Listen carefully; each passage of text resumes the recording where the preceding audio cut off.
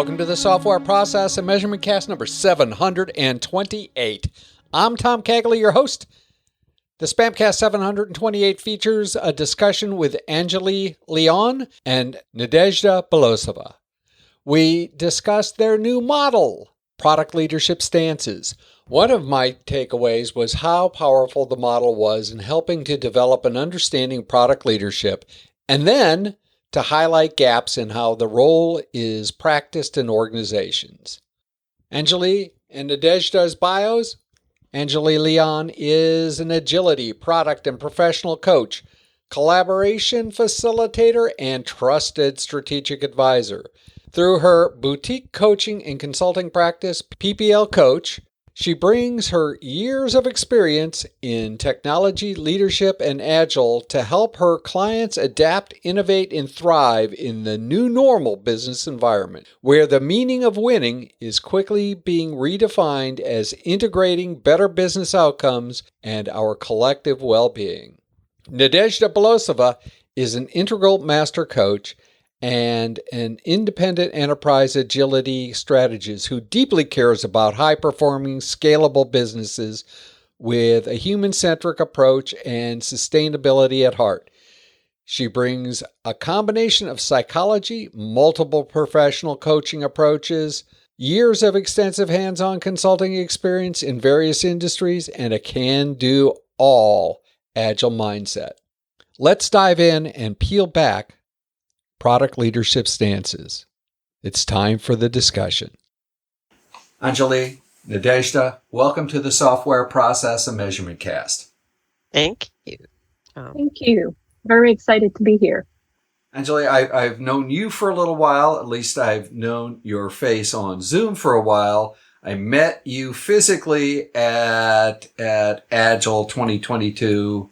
Probably, even before I had COVID, I'm pretty sure. Nadezhda, I think I met you the day I was pretty sure I was getting sick and started to think about disengaging. So I apologize if I wasn't all there that day. But it is good to see both of you this morning or this afternoon.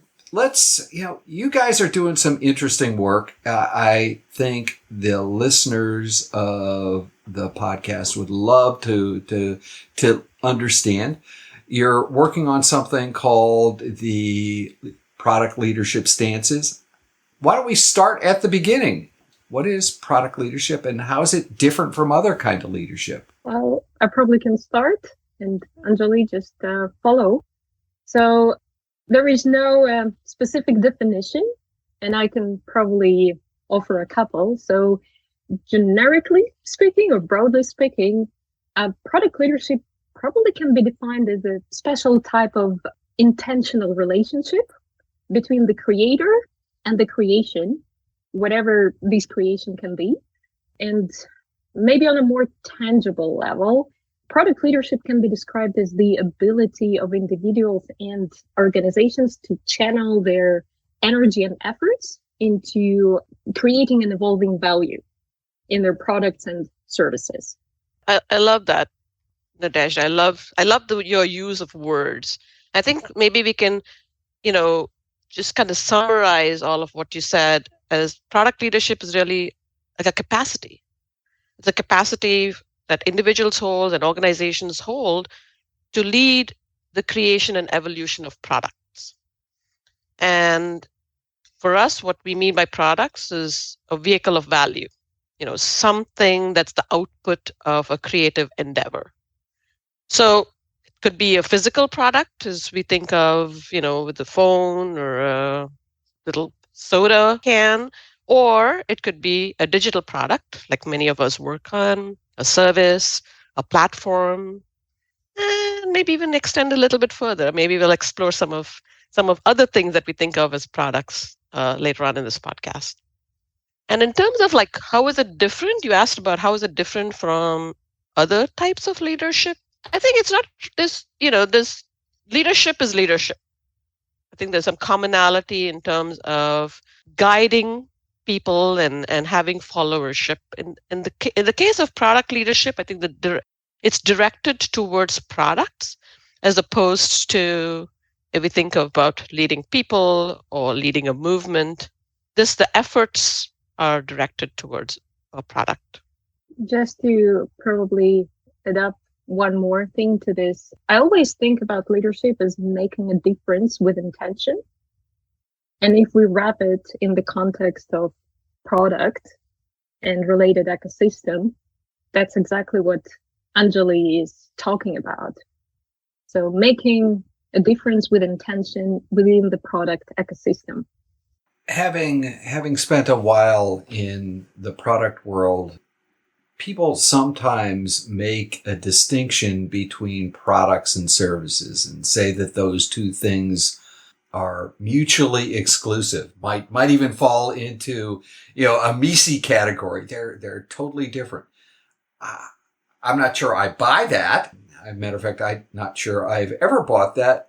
But why, when you define product leadership and define product at the same time, do you lump services and other things into that category?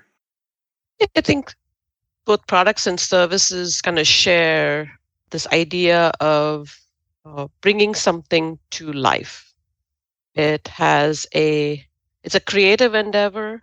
It has a life cycle from the initiation of it to growth to, at some point in time, maybe its value is diminished and we decide to no longer have that in existence. And the types of capacities and skills needed to lead both products and services, at least from my perspective, and I believe from our perspective, is similar. And that's why we kind of see the work that we are doing to be able to is applicable to both. Nadezhda, do you have an additional perspective on that? No, I agree, and probably second Tom's side comment that I'm not sure I buy into separation of product and services either. I think it's important to hold both products and services as a concept of this vehicle or vessel of value and keep it at that. I mean, of course, there are differences, of course, there are peculiarities, but for the purpose of our model, I don't think they really make a difference. Well, you brought up the 5-letter word model. So, I mean, product leadership stances is a model. So what is the model and why did you two create it? Well, it is a model, and it's how we view product leadership, and we view it through some distinct lenses. So we believe to be an effective product leader, one must consciously attend to the product through all of these lenses. When we talk about lenses, we mean perspectives on the product or kind of vantage points as we look at the product. Nadezhda, you want to share a little bit about? We'll probably build up a little bit of intrigue before we reveal the names of the stances, right? So I think, as Anjali says, we have 6 distinct lenses, and while they're quite distinct, we're not aiming to have a rigid definition of each. We treat them more as gravity points and keep them lightly. So we use them for guidance and meaning making, not for prescription or any kind of instruction. There isn't a checklist that says if you're this, and this, you're this. I mean, and therefore, if I wanted to be one, I could just go and find the checklist and answer the questions that way? There's no checklist, but there is an understanding of the capacities and capabilities one would hold from each of these lenses or when holding each of these vantage points. And so you probably will recognize that in yourself, if you're taking one of these stances as you're treating your product. And understanding each of these stances through their capabilities and capacities that are required to hold that stance, one can develop the muscle and the capacity, the additional capacity for it. So without further ado, we just want to introduce the names of the product leadership stances. Before you do that, Anjali, you use the term consciously take these stances. Mm-hmm. What does that consciously mean to both of you before we look at the 6 individual ones and we do the great reveal? What does consciously mean? For me, it's probably about intentional, deliberate presence, awareness, and related responsibility. Because each of the stances has its superpowers and blind spots, which we might talk about later. Anjali, would you like to add up? Yeah, I think a lot of intentionality. So recognizing what it takes to actually holistically approach and lead a product, just that awareness allows you to be intentional about taking each of these stances as needed. So different phases of a product life cycle, you might need to lean on one of these stances a little bit more than the others. And so doing it with intention. And that was really, I think, when this model was first came into existence, it was with that personal intention that people who are in these roles of leading a product need to show up intentionally in a certain way. And what is that way? And what are they called to be? Who are they called to be at different parts of this product life cycle? And that kind of is where these stances emerged from. Super. I think that'll help the listeners understand the 6 a little bit better, give them a frame of context as to how people absorb. So, Nadezhda, I'll pass it back to you to do the great reveal. Well, the names of the product leadership stances are visionary, strategist, systems thinker, storyteller, customer advocate, and value navigator. As you can see, most of these use familiar language of the so-called archetypes, and hopefully fairly straightforward to understand.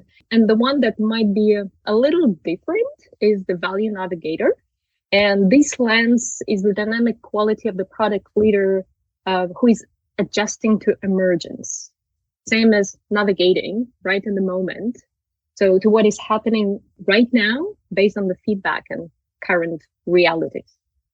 So I can repeat again. So it's a visionary, strategist, system thinker, storyteller, customer advocate, and value navigator.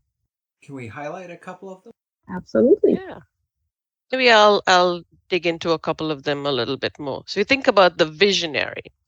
So this is the stance where we are imagining holding a better future for the product, really thinking about the product in a way that improves the lives of the customers or users for whom we are creating this. When I say product, I mean product or service. This stance has some gravitas to it, some inspiring presence, if you will, so that people have a sense of confidence in moving forward with actually implementing this vision. So that's where you can imagine that the product needs that somebody who can think of and hold that future possibility for it. Another one, storyteller. So this is kind of a common, I think we can kind of relate to this stance quite easily, but imagine for a product, somebody who's able to truly convey that vision, that strategy, the customer's problems, or the feedback that they're getting in a way that it lands on the intended audience. They're able to tune their message that they're relaying the right information at the right time, the right level of detail to the right audience. And so that's another one of those. And we probably need to call on that stance at various points in the product life cycle, but being able to take that, we found to be, an intentional stance. I think you bring up an interesting point, and that is do you see these stances all existing all at once in the life cycle of a product, or does a role become more important depending on where a product is in its life cycle? Well, all the stances coexist at any given moment of time because each of them provide very distinct perspective to ensure the holistic vision, holistic view on the product. However, at different stages of product life cycle or individual circumstances of specific context, product leaders might be called to take on very specific stance to amplify the impact of their decisions. So while the weight of the stances might fluctuate throughout the product life cycle, what we advocate for is the ability to hold all the stances consciously together without neglecting any one of them. So Yeah. long as the storyteller is the most important. I'm not sure I can. Well, you're saying that because that's probably your go-to stance, right, Tom? Well, it certainly was when we were talking about this back at Agile 2022 and you handed me the little badge, it's like, ooh, I like this. So I'm just picking, of course. Do you see, I mean, is this possible for one person to actually hold all of these stances? I mean, let's face it, some companies are really big. You could have a plethora of people to manage a product.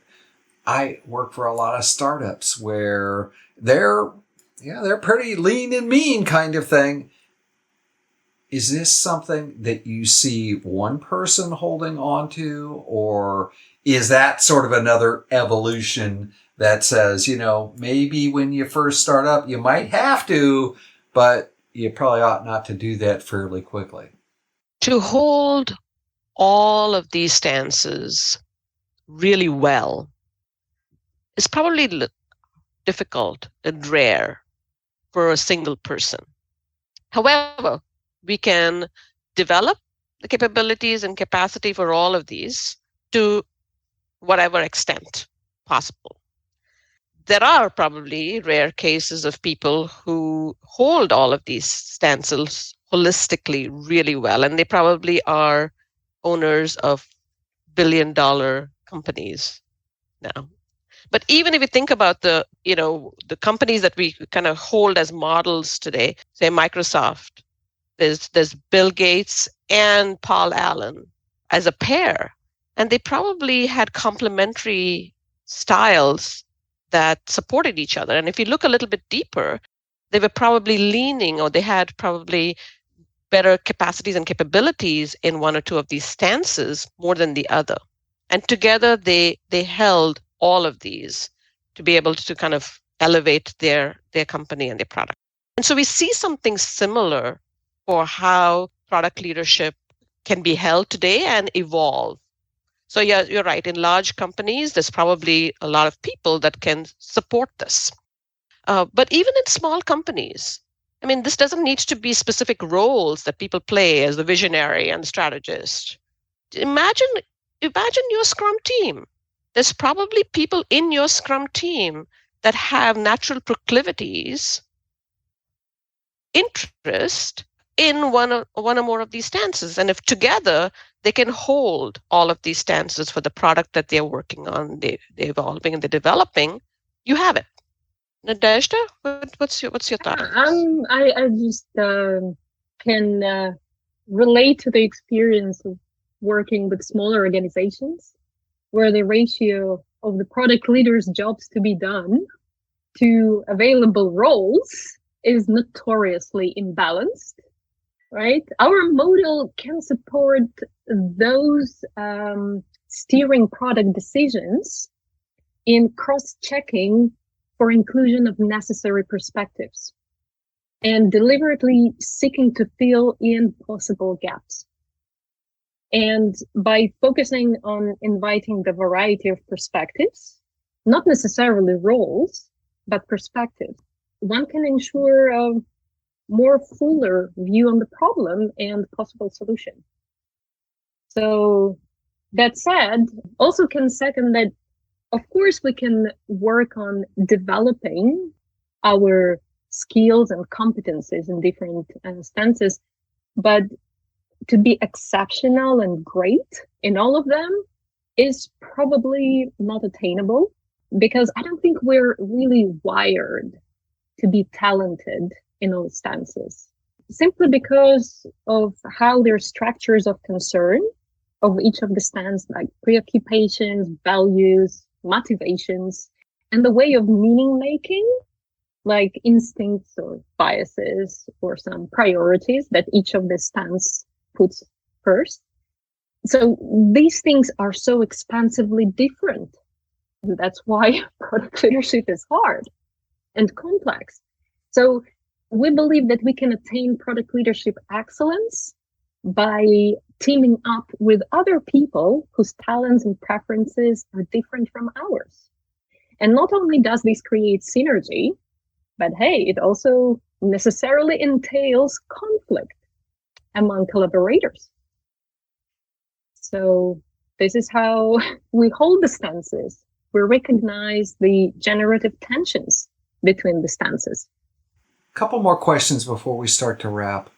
You're a small organization, small collaboration, organization, collaboration, whatever you want to call it.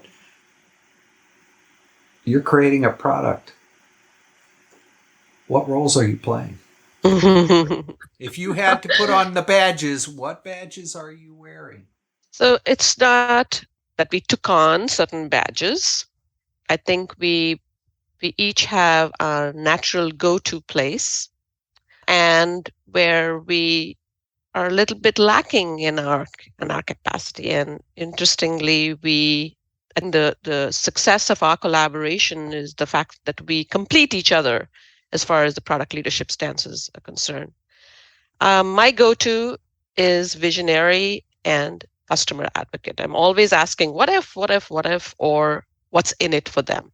Those are my go-tos. But I think I've developed skill and capacity that I can lean on, systems thinker, storyteller, and value navigator quite easily. I have access to them. The one that is really hard for me is strategist.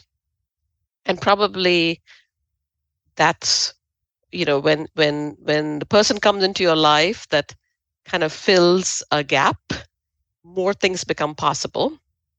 So I'll let Nadezhda share what her go-tos are, and why it is that our collaboration works so well. So I would guess that my go-to stance is a strategist with some solid capacity in system thinker and visionary stances. And definitely my stretch is the customer advocate. So it's absolutely invaluable to have Anjali around as the personification and a great reminder of all the questions that I just might forget to ask. So I think the ultimate success of our partnership is based on recognizing our differences and the variety of approaches we take to the very same problem or challenge, and holding each other is an utmost support and respect. Recognizing that we complement each other's perspectives, but not are at odds. So leveraging one stance in the service of the other. If somebody's listening and they say, wow, this is cool stuff, how would they get in touch with you? How would they use this in an organization? So you've created this model. What do you expect organizations to do to adopt it, and how do you think it would change their behavior? I probably can start, and Anjali will add more sprinkles on top. I think the very act of naming the stances is really powerful. After all, if you can name it, you can tame it, right? So I believe that by introducing shared language to discuss important aspects of product design and evolution, you can probably build even more bridges across organization with shared vocabulary. So introducing this model to build the shared language as the first use case and building this supporting capability in organization. Clearly, when you see all 6 stances, it can help you to make sure to attend to all of them and to deliberately work on uncovering possible gaps and blind spots. So not missing some of the important perspectives. And of course, just having certain visualization in front of you might help you ask the right questions at the right time, and clearly coach your product leaders to do the same. Yeah, I love, Nadezhda, how you spoke about how it could be used when we think about it holistically. But there is value in this, even when thinking about the individual people who are leaders, who are charged with this effort of leading products. So in that, number one, you learn how to develop the muscle and the capacity and the skills for each one of these stances. So you can do them better, lean on them when you're called to lean on them. I think when we think about recruiting and we think about hiring people, I believe that we have a natural proclivity, meaning energy, interest in one or more of these stances, just like you saw with each of us. And so as we're thinking about the product and wanting to hold the product holistically, recognizing what natural proclivities we already have with the people that are on our team and what might be missing, what might be the gap. Either we fill it with hiring somebody who has a natural proclivity towards it or develop that within our team. So, I believe in like finding work that makes us come fully alive and leaning into things that would give us natural energy allows us to contribute to something much more meaningfully and much more intentionally. So I think that these product leadership stances can be used in a way that also supports like individual growth and contribution in an organization. If the two of you woke up tomorrow morning, somebody handed you your caffeinated beverage of choice and a magic wand, we can deal with the magic wand part on a different podcast. And, I don't understand why people would be handing you a magic wand. But let's say they did and gave you 2 wishes that you could change any 2 aspects of product leadership. What would those 2 be and why? Nadezhda? Tom, it's a tough question about the wishes. Yeah, because I usually say, be careful with what you wish for, right? Because sending the wish into the universe comes with a responsibility if it comes true. So speaking about responsibility, I actually don't have 2 wishes. I have just one. It's for the product leaders to recognize their responsibility for the power they possess in designing for meaningful impact, like Anjali shared, the real problems to solve, and in decision making for true inclusion and accessibility, and overall in contributing to smart, green, fair, and global growth. So that's my wish. Recognize their responsibility. Anjali and Nadezhda, this has been fantastic. How would people continue the conversation? How could they, find out about the model? How could they continue the conversation with you? Well, we are taking our message to many different forums. So coming up, we are going to be in a couple meetups, and we're going to also be in the Agile Virtual Summit. And we're bringing product leadership stances from different perspectives. So in the virtual summit, we're going to be talking about product leadership stances from how a coach can use it to coach using product leadership stances. With the enterprise agility champs meetup, we're going to bring how we're going to apply product leadership stances to think about anything like your agile transformation, your career, your own personal brand as a product and how you can apply product leadership stances to them. Yeah. But we also have a website. So Nadezhda, you want to tell them about our website? Our website is in its infancy, and we're planning to keep growing it, contributing to the stances library with a variety of resources about the competencies and interesting insight with regards to every stance. So it's productleadershipstances.com. So we invite everyone to subscribe to be notified about the updates and probably our upcoming workshops and other offerings. But we also like personal connections. So everybody is welcome to follow each of us on LinkedIn, where we are pretty active. I'll have all of that contact information and the LinkedIn addresses in the show notes. At this point, I open up the platform. You have provided us with a lot of information, a lot of good ideas, some stuff to think about. I open up the platform for you to promote anything that you'd like. So just FYI, the podcast has been around for 16 and a half, almost 17 years. Selling your car on eBay is probably not the right thing to do in this little segment. So the platform's y'all's. I'll share a couple things. You already know where you can learn more about our work together, and expect to have information about upcoming workshops probably in early 2023. And we're designing a cohort experience with these product leadership stances. So as far as product leadership stances, the best way is to subscribe on our website and be notified, be one of the first to be notified when something new comes up.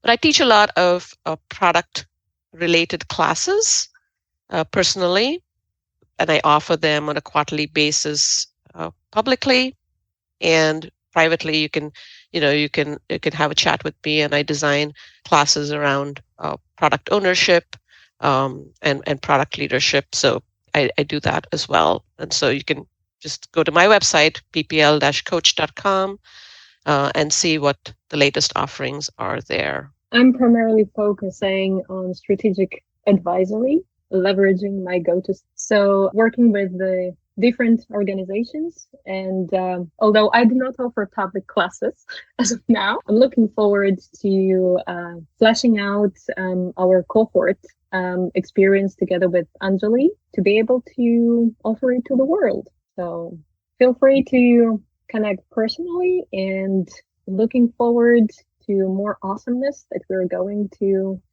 share with the world soon. Before I let you both go, a cohort experience. I don't know what that means. And I'm not crazy enough to let you off the hook and not tell me what that means. So what's this cohort experience that you speak of? So right now we're thinking about putting together the experiences and hands-on practices towards focusing on developing the skills in each of the stances and creating the practices enabling the leaders to more fully step into less explored or inhabited stances for them, or strengthen their strength.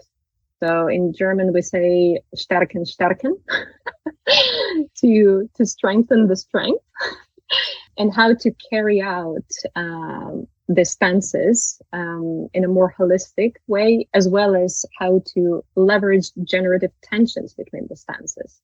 So the cohort experience will be designed for going more in depth with each of the stances, but also recognizing the relationships between them in a very practical, hands-on manner.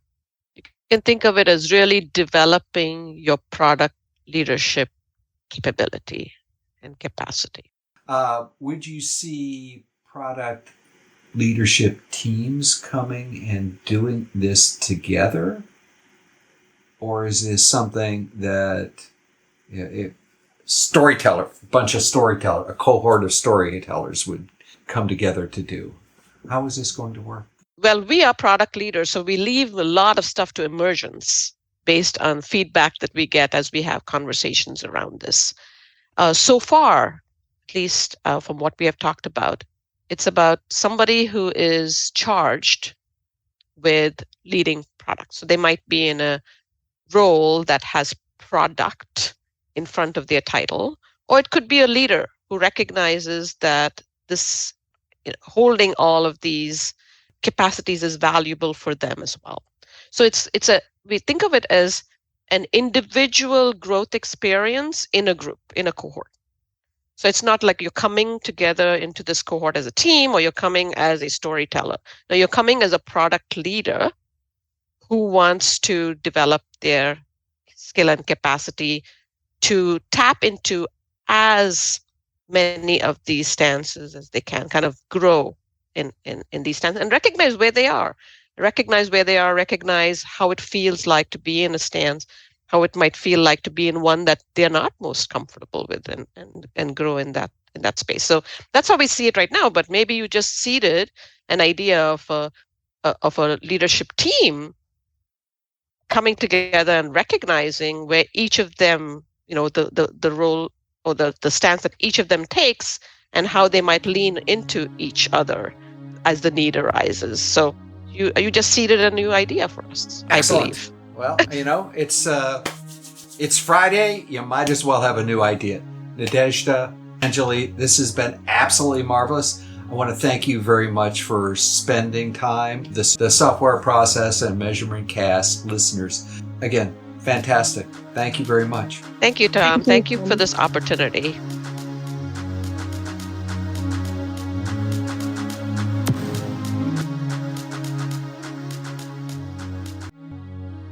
In Reread Saturday News, this week we reread Chapter 1 of Extraordinary Badass Agile Coaching, The Journey from Beginner to Mastery and Beyond. Chapter 1 of Extraordinary Badass Agile Coaching is an overview of the book, including thoughts on how to read it and a whole lot more. Links in the show notes to buy a copy of the book and to previous installments of Reread Saturday. In the Software Process and Measurement Cast number 729, let's go back to basics and discuss why it is a rotten idea to have a functional product owner and a technical product owner. Tony Timble will also bring his To Tell a Story column to the podcast. If process improvement is a never-ending journey, why do so many people ask, are we there yet?